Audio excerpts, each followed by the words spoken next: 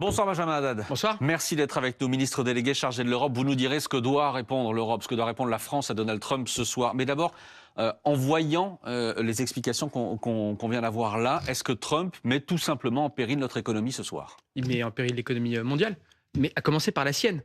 Fondamentalement, Trump est en train de démanteler le système économique mondial, le système de commerce international qui a été basé sur la réciprocité, le libre-échange, la non-discrimination, qui a été bâti au lendemain de la Seconde Guerre mondiale, largement par les États-Unis et leurs alliés, et qui a fondé aussi la prospérité des États-Unis, de l'Europe, du reste du monde. Et on voit à la fois les bourses américaines, les réactions des entreprises américaines, les réductions des prévisions de croissance aussi aux États-Unis. Ça va avoir un impact négatif, à commencer par les États-Unis. Mais pour nous, ici en France, le risque, c'est la récession, clairement. C'est qu'il n'y ait plus de croissance. Mais ça provoque effectivement un risque économique aussi pour l'Europe. Le Premier ministre a dit que ça aurait un impact sur la croissance. Alors après, la conclusion qu'il faut en tirer, c'est de se défendre et de répondre de façon unie et ferme à ces tarifs qui sont complètement injustifiés, qui n'ont aucune base d'ailleurs dans la réalité, sur la relation entre l'Europe et les États-Unis sur le plan économique.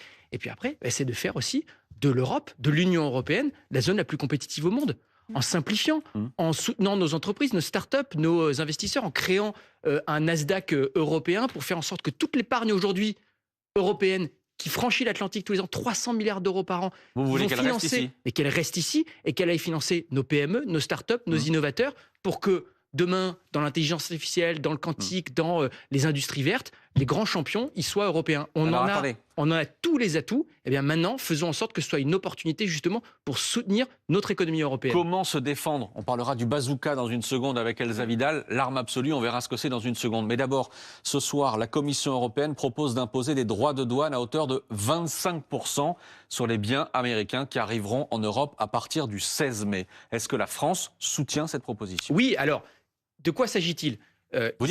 Il s'agit d'une réponse de la part de la Commission aux tarifs sur l'acier et l'aluminium, qui est donc les premières mesures. Donc ça, on avait dit que la Commission ferait des propositions sur un certain nombre de biens de l'économie américaine. Après, on va travailler avec la Commission européenne qui va faire des propositions pour avoir une réponse très forte, très calibrée, pour frapper en profondeur l'économie américaine. Là, on a des instruments. Vous savez, on a beaucoup travaillé ces dernières années à faire sortir l'Europe de la naïveté commerciale, à faire en sorte qu'on puisse avoir des instruments pour nous défendre, pour être capable de riposter. Et bien maintenant, face à ces attaques complètement injustifiées, il n'y a aucune raison de ne pas utiliser ces instruments. On a par exemple, je suis sûr que vous alliez parler de ça. Alors attendez, je voudrais détailler les choses. Parce que je ne spoil pas. Le ministre allemand de l'économie disait tout à l'heure, Elsa Vidal, il est peut-être temps de sortir le bazooka. Ouais. Ce qu'on appelle le bazooka, c'est tout simplement une mesure, ce qu'on appelle une mesure anti-coercition. Qu'est-ce que c'est le bazooka dans ces cas-là? Et dans ces cas-là, ça signifie on interdira aux États-Unis, à toutes les entreprises américaines, d'accéder au marché public européen, de pouvoir être compétiteurs avec nos entreprises, pas seulement en France, mais dans l'ensemble des 27 États membres.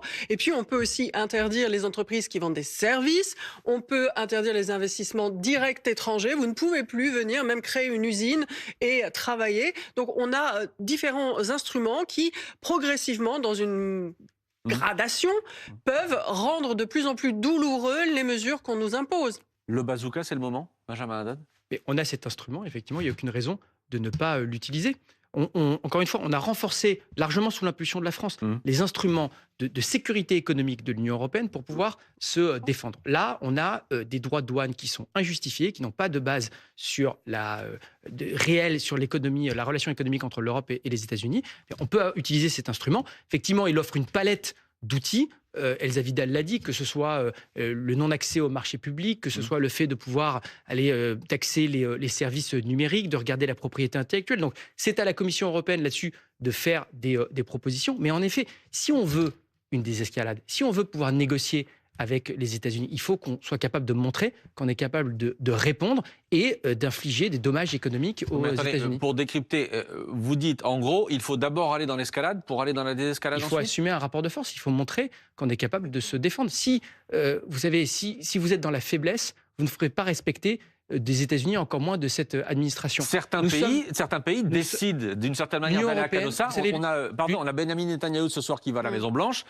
et qui espère, lui, signer un deal pour avoir une baisse substantielle des droits de douane entre les États-Unis et Israël. Mais il n'y a aucune raison de se mettre dans une situation de soumission. L'Union européenne, c'est 450 millions d'individus. C'est le plus grand marché unique intégré au monde. On a des instruments qu'on a développés ces dernières années.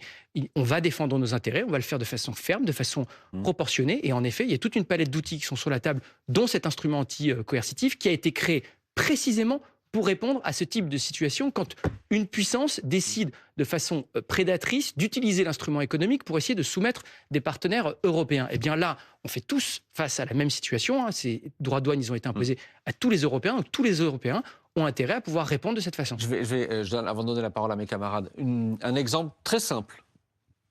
Tout le monde peut comprendre. On peut couper Netflix ? On peut par exemple imposer des taxes sur les services numériques. Mais les taxes qui seraient payées par qui ? Par le consommateur. Non, mais qui seraient payées effectivement par les services, sur la publicité, sur les services. Vous avez encore une fois toute une palette d'instruments. Donc moi, je ne suis pas là encore. C'est des discussions qu'on va avoir avec la Commission et avec les partenaires européens. Mais on a des outils, encore une fois.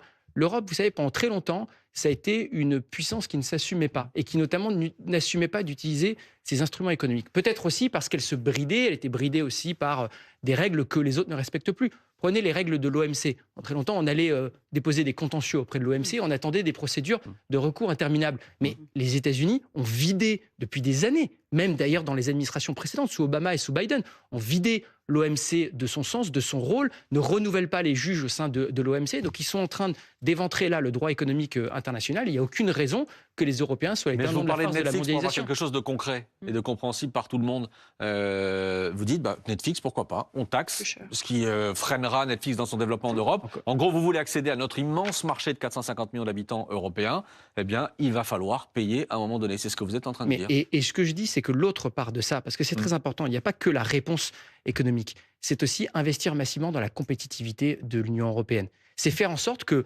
fondamentalement, les entreprises qui sont aujourd'hui aux États-Unis ou ailleurs, elles viennent investir chez nous. Parce qu'encore une fois, des acteurs qui veulent des capitaux, qui veulent se développer, mais à ce moment-là, faisons en sorte que la Commission européenne mette le paquet sur la simplification, qu'on fasse l'union des marchés de capitaux, parce qu'aujourd'hui, fondamentalement, on se met des droits de douane à nous-mêmes. Quand vous êtes une entreprise française et que vous voulez aller investir en Pologne, en Allemagne ou en Italie, vous avez l'impression de tout devoir recommencer à zéro. Un autre cadre de régulation, un autre cadre fiscal, un autre vous dites, on droit des affaires. Pour nous simplifier la vie. Simplifions, terminons notre marché unique. Par exemple, une proposition d'Enrico Letta dans son rapport, c'est d'avoir un 28e droit des affaires. Comme ça, une entreprise européenne, elle a soit son droit des affaires national, soit elle peut opter pour un droit des affaires européen pour pouvoir investir, se développer plus facilement en Europe.